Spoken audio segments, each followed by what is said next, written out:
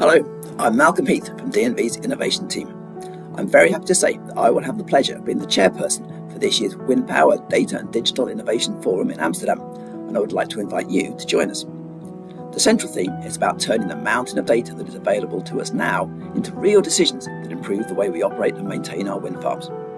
We will have 2 days of insightful presentations, case studies and panel discussions, going from the microscale of monitoring individual components right up to benchmarking whole portfolios.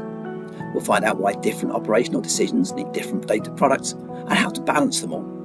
And I'll be talking about my favourite subject, the build versus buy decision when you're designing your digital strategy. I'm really looking forward to meeting the leading professionals in the wind industry's digital transformation, and I hope you'll be there among them. So join us in Amsterdam on the 26th and 27th of May.